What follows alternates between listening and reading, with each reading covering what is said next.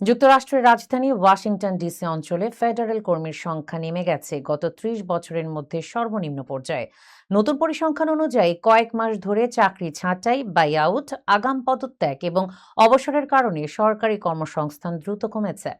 মার্কিন bureau of labour স্ট্যাটিস্টিক্সের সর্বশেষ তথ্য বলছে ২০২৫ সালের মে থেকে চলতি বছরের মে পর্যন্ত ওয়াশিংটন অঞ্চলে ১ লাখেরও বেশি চাকরি কমেছে। এর মধ্যে প্রায় অর্ধেকই ছিল ফেডারেল সরকারের পদ।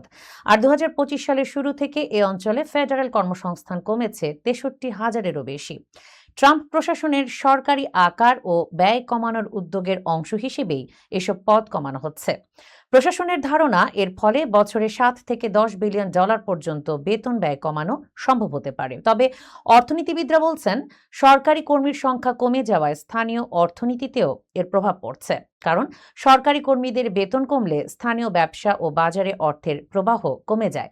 বিশেষজ্ঞদের মতে ওয়াশিংটন ডিসি ও বাল্টিমোর অঞ্চল চাকরি হারানোর দিক থেকে সবচেয়ে বেশি ক্ষতিগ্রস্ত হয়েছে।